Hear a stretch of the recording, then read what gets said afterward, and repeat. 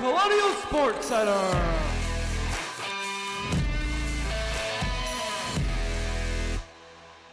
I am Cam Wickline. This is Casey Irwine.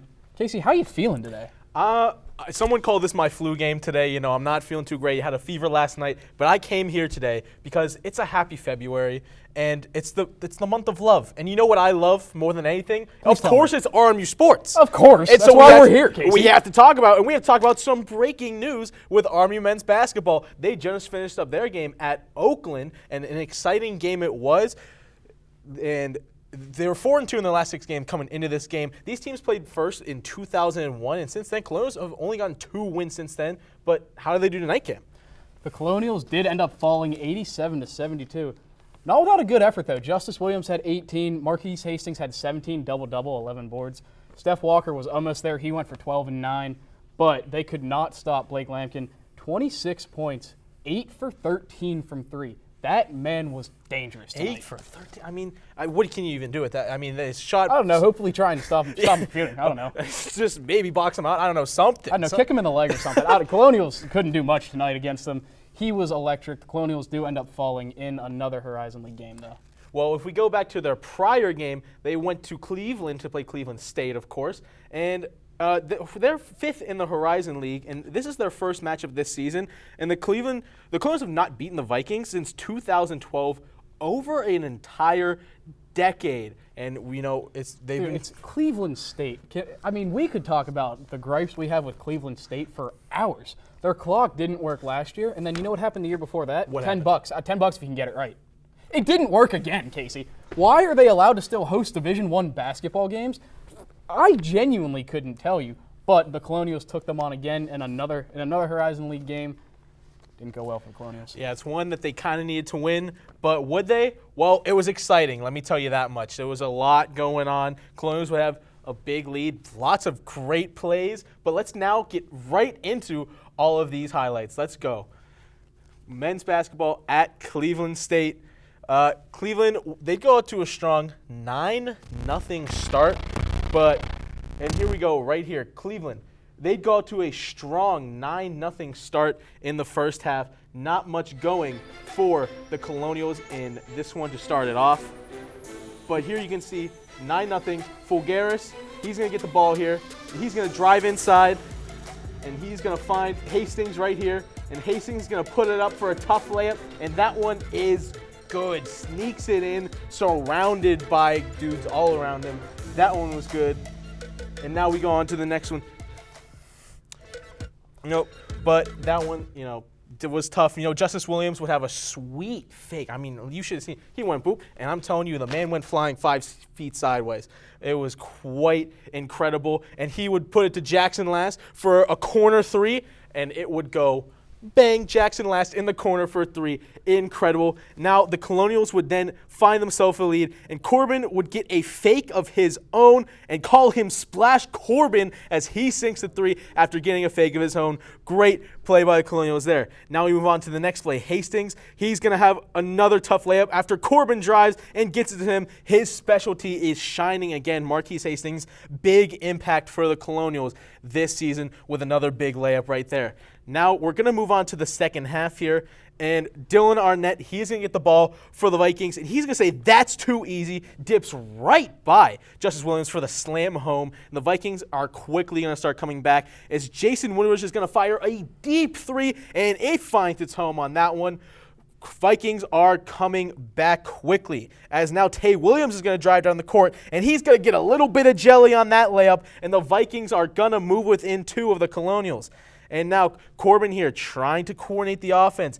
He's looking for someone. Fulgaris gets the ball, and he finds who else? Splash Corbin again. He fires a deep one, and bang! That one was from 50 yards maybe. Colonials lead would slip, though, and the Vikings have momentum as the ball finds Eno Runa, and he emphatically slams it home on that one. And now, just with seconds remaining, Cleveland State's going to look for insurance here. Eno Runa is going to get it again. He's going to bring devastation to the Colonials as the Vikings would close it out. 66-64. Unfortunate result for the men's basketball team right there. You know, they've really been struggling all year. The Colonials are going to have to start turning something around at some point. If they want to do anything, just have even a little bit of momentum going into the tournament. Yeah, and now we're going to move on to women's basketball here. We're going to bring in now Colby Sherwin. Get over here, bud. It's time to have a discussion with you about women's basketball and what's going on with them. It hasn't been great, especially in 2024. The team yet to get a win in 2024. Part of that is due to them ranking last in the Horizon League in team offense. Three-point percentage has been not good. Field goal percentage in general, not good. How can the team change the offense? Because what's going on right now is clearly not working. Yeah, so when we went up to see the game against Youngstown State, it was me, Amir Keasley, and Melina Kniff. It just went completely off the rails so quickly. They were down 8-2 in a flash. You've seen the last 10 games, 0-10, about 50.4 points per game, an abysmal shooting percentage, Casey. I haven't seen a lot going well. Naomi Barnwell, Simone Morris, and Danielle Vuletic have really been the only really bright spots, and offensively, they got pressured by Youngstown State. They couldn't get the ball up the floor. They have been taking terrible shots. Their plays haven't been working, and it just hasn't been working out. So you mentioned Naomi Barnwell, Simone Morris, Danielle Vuletic. Those have really been the catalysts of the team so far this year. Do you think one of them needs to take it to another level, or do you think a different player is going to have to step up if this Colonials team wants to turn it around? I'd love to see Danielle Vuletic be more of, let's say, a dog in the paint. She got pushed around a lot against Youngstown State. Paris Kirk as well. I want to see the bigs get down there, back someone down, get a layup, get an and-one, and I want to see those screaming photos of Danielle Vuletic that we were used to last year and just have been all for naught in 2024. And the season, it's about a month left in the regular season now. What do you think the hopes are going into next year? Is it going to have to be reliant on transfers, or is it going to be more of the core of this team to hopefully help and turn it around? That's a tough one. Honestly, I think freshmen or transfers are really going to have to step up. Again, Danielle Vuletic, she'll probably be the leader, but just not a lot of – it's either coaching or for some reason, somehow this team forgot how to play basketball. And typically, athletes don't forget how to play a game. Great point, Colby. But now we're going to send it over to break, as when we come back, we've got some highly prestigious award winners here at RMU Sports. Stay tuned. Do you have prediabetes? If you do, you're not alone. 1 in 3 American adults has prediabetes, and more than 80% don't know they have it. Prediabetes is a serious medical condition that puts you at high risk for type 2 diabetes. But now, North Carolina residents with prediabetes can enroll in a free or low-cost national diabetes prevention program. You can make healthy changes with support from this proven program. Get started now at joinaprogram.org. Mario fue pintor más de 30 años. Cuando Mario me dijo que tenía problemas en el trabajo, que se le estaban olvidando las cosas, fue difícil. Yo le diría a la gente que le diga a su familia lo que está pasando con él. Y quiero que me apoyen, que me entiendan y que me quieran.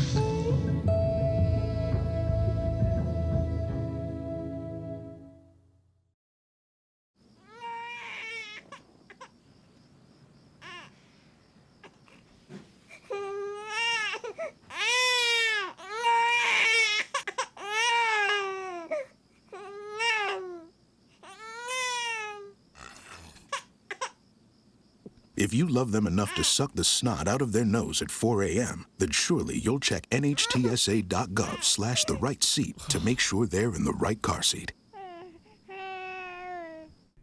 Hello and welcome back to Colonial Sports Network. Now it wouldn't be Robert Morris if we didn't talk a little bit of hockey, if you know what I'm saying. Pittsburgh's only college hockey team, and they went out recently to American International College, yes, AIC, to play a couple games there, and some exciting results happened in those ones. Yeah, I had no clue where American International College was, to be honest with you, but the Colonials did, and luckily they made their way up to Massachusetts, where they took on the Squad. They ended up losing this game 5-2, but in game 1, they won 2-0, so the Colonials did end up splitting with the Yellow Jackets. In the first game, the Colonials scored on the power play by Tanner Klimke. Beautiful goal, tic-tac-toe kind of arrangement. St. Ange found him right in the middle of the slot. Tanner Klimke buries it home. Then they honestly kind of rode Beauvais, the goalie, not Chad Veltri in net, which is usually the case, especially because Veltry's been really strong this year. But no, Beauvais had an absolute day. He records his first ever shutout. The Colonials end up winning 2-0 after early in the third period. They pick up another goal 17 seconds into the period, quick. But the Colonials just kind of rode Beauvais all the way to a victory. And we'll talk about that goal a little bit later, but going into Game 2, that Game 1 win was their 21st all-time versus AIC, and their average is almost 4 goals a game versus AIC, but you can see here they combined for 4 goals in total in these 2 games. Chad Veltry was back, and he did not have the game he typically has here, letting up 4 goals. Jackson Reneke's 7th goal of the season, though, putting him tied for second on the team with Riley St. Onge. RMU now sits at the bottom of the AHA currently, but tomorrow they'll be taking on the team only 2 spots ahead of them, Mercyhurst. Yeah, as you saw there, Chad Veltry actually had a pretty rough game, something that we haven't seen a lot this year. But in the first game, Beauvais, the goalie, had an elite game, and that, along with Tanner Klimke, who we mentioned earlier, both of them got recognized for how well they played. Tanner Klimke ended up winning a Rookie of the Week honors, and Beauvais ended up winning Goaltender of the Week. Both of them had an elite game. It's good to see both of them recognized for it. Yeah, but now we'll go on to women's hockey as they would go on to Syracuse. And these games, also once again, great games. These teams played early in the season. RMU won both the games against the Orange. And Crayer and Hall would each get a goal and assist in this Game 1, keeping them tied on the season at 9 points. Colonial saw all of the regulation time goals in the second period, but the Orange would get 2 unanswered goals in the third, sending it to OT. But there, 4 minutes and 36 seconds into OT, Talia Delia would win the game to make it 4-3. Exciting stuff up there in Syracuse, New York, against these constant rivals. The Colonials look to get a sweep in Game 2 against the Orange. The thing is, they really should have been able to. The Colonials been playing really well this season. Syracuse really hasn't, if you want the God's honest truth. 3-10-1 in the CHA so far. The Orange did end up pulling out the victory, though, but you can make a real argument that the Colonials shot themselves in the foot this game. Maggie Hatch played a beautiful game. 42 saves, only 2 goals allowed. Definitely not on her. How about the 5 penalties the Colonials took? And special teams was the name of the game in this one. They gave up a power play goal, and they gave up a shorthanded goal. Those are the only 2 goals the Orange scored. Colonials could only muster 1. That one was even strength. They had 2 power plays on the day, weren't able to convert. Special teams, name of the game, the Colonials lost because of it. Yeah, disappointing result there, and disappointing that we didn't see GM Pietro, the exciting freshman, on the score sheet there, because she got nominated for top honors earlier today. She got nominated for the Rookie of the Year watch list by the Hockey Commissioners Association. Redshirt freshman forward from Ohio State. She's first on the Colonials with 20 points, and she's 8th in the CHA with 11 goals and sits 5th in goals per game. She has the potential to be the rock of this team for the foreseeable future after transfer from Ohio State and absolutely killing it this season for the Colonials. That wasn't the only honor Colonial took home this week. Chloe Putafant was recognized as the Defenseman of the Month after she had a stellar month, but really, she's been stellar all year. You're going to see here that she had 4 assists, but as a defenseman, you're more worried about those blocked shots. 18 of them on the month, 45 on the year. So I get this is a Defenseman of the Month honor, but she has been a stud all year. The Calgary, Alberta native transferred from St. Lawrence last year as a graduate, and now she's really cooking here at the Colonials. Yeah, RMU hockey has been back with fire this season. You can see the players have it in them. But you know what else is back, Kim? Lacrosse. Lacrosse, the exciting RMU sport with tons of draft picks everywhere. We're going to get in depth with a few analysts right after this.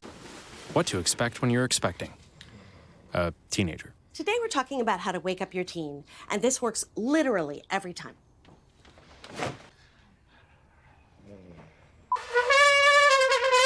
Give kisses. Give kisses. You heard how loud I heard. It wasn't you. Yeah. It was the... Is that bacon? You don't have to know it all to be a perfect parent. Thousands of teens in foster care will love you just the same.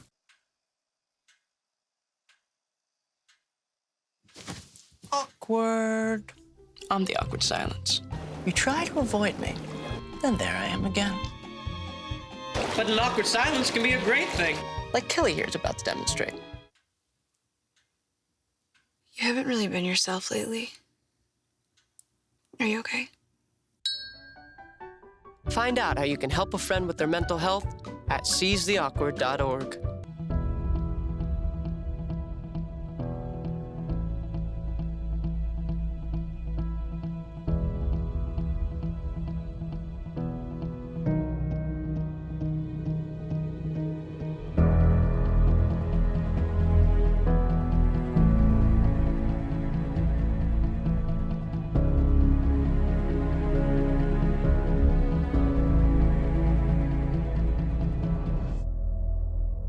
Welcome back to Colonial Sports Center. And now lacrosse is finally back after the men's team had their first exhibition against Seton Hill today. And both teams, as always, have a lot of hype going into the season, with them teams playing against renowned opponents such as Michigan and Ohio State, the two big rivals. But now my co-host Cam Wickline is going to sit down with a couple of our analysts, Amir Keasley and Josh Woodman, to hear their expectations for both lacrosse teams. Cam, take it away. Thanks, Casey. I am here with Amir Keasley and Josh Woodman. Josh, you're going to talk a little bit about the men's team and your expectations for this year. Amir, you're going to do the same thing for the women's. I'm really excited. I hope you guys are excited. Josh, I'm going to start with you. What's your expectations for the Colonials this year after they had a really dominant year last year, but ended up getting bounced a little earlier in the tournament than I think they hoped for? Yeah, so they obviously finished with a little bit of a mid record of 8-8. They still made the quarterfinals, though, like you said, where they got bounced out by Air Force. That's disappointing. They lost a lot of pieces too. They had 5 players get drafted in the NLL. Taggart Clark, one of them, their highest goal scorer. I think they're going to have to rely on the depth they have coming back. Nate Randall in goal, Eric Swaggerty, Ben Starkey, Liam Keane, Keen Moon. All these guys were up there in the charts with those 5 NLL draftees. And so I think on top of trying to go for that ASUN championship, they're going to also prepare to go back to the NEC next year. Amir, the women's team got a new coach this year after their longtime coach retired and left the Colonials. What are your expectations for how that's going to go, getting a new coach? Cam, it's great that you asked that question. I am expecting them to go into conference play and just smack all those other teams. As you know, they went 7-1 in 2023. They had 1 loss, which isn't too bad. But I'm just expecting them to go back into the MAC championship and beat their rivals, Central Michigan. And I cannot wait to see that. And we'll talk about that in a little bit as well. So you're saying you think they're going to beat up on the Chips, fire up Chips? I guess not. Can't wait. I cannot wait to see it, Cam. So outside of the Central Michigan game, or maybe, what is the biggest matchups that you're excited for this year? You know, I'm really looking forward to that crosstown game against Pitt. That whole week, matter of fact, is pretty good because later in that week, they play Central Michigan again.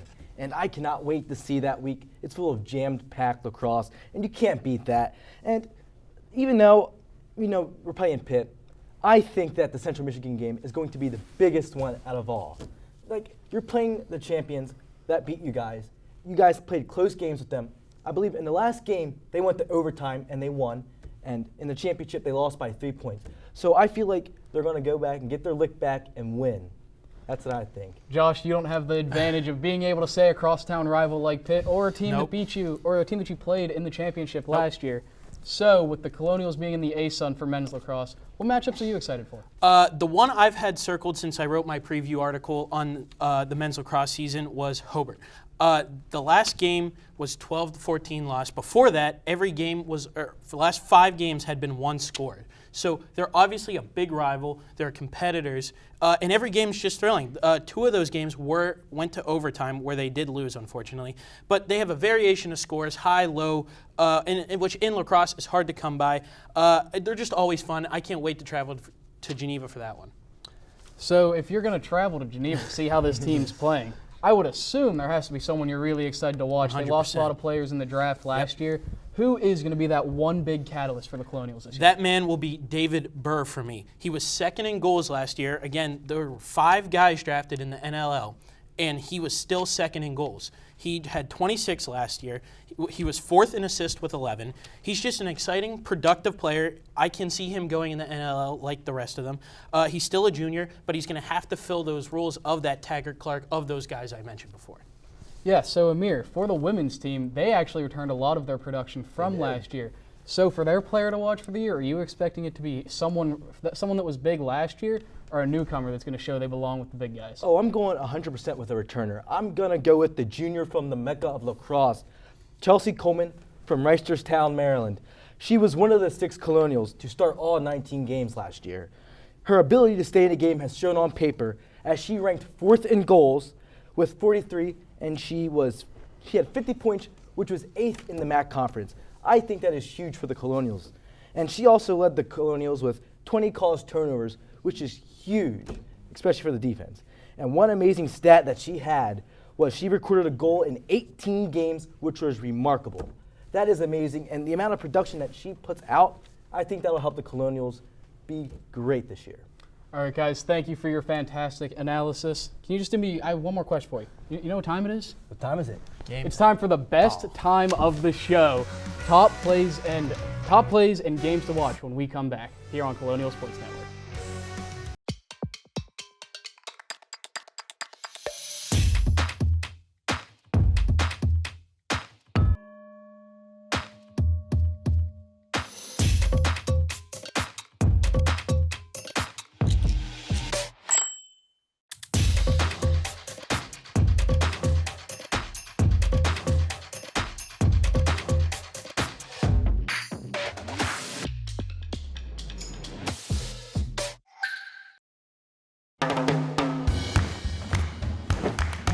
I don't want to talk about it.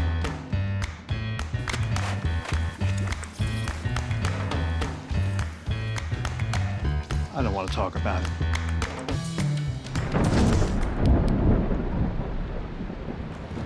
Families don't have to talk about everything, but they should talk about how to plan for an emergency. Get tips and resources to make your family's emergency plan. What are you doing in there? What's that? I wouldn't do that. What are you doing? What are you looking for?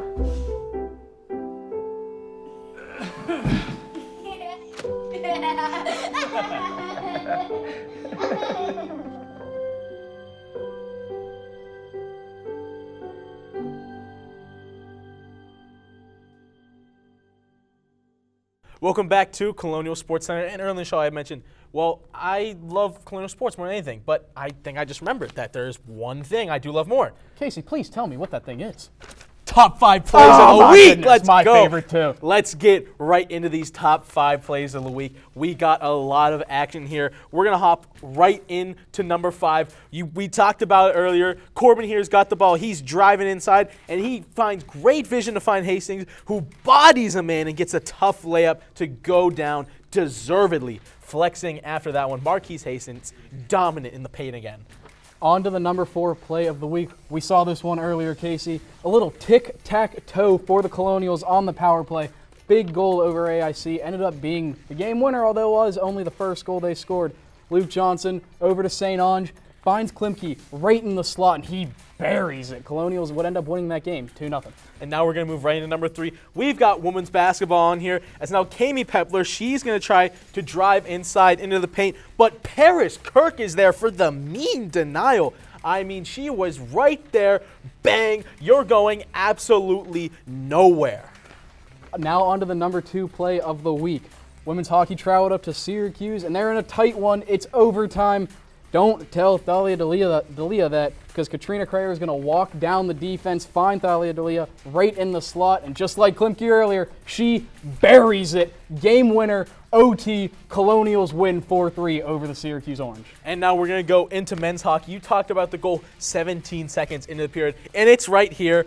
We've got McKay Hayes. He finds Tanner Klimke, who starts bringing it down the ice. Man on a mission as he wraps it around the goal and is able to get back to Hayes, who sneaks it in there for the Colonials goal. What a move all around. You see it again right here. It's just a perfect 1-2, and Tanner Klimke was perfect on this one. He had things to do, and that was get a goal for the Colonials, and he got it to McKay Hayes, and what a finish to the top plays of the week. I mean, the top plays of the week. Electric as always. My favorite part, deservedly so.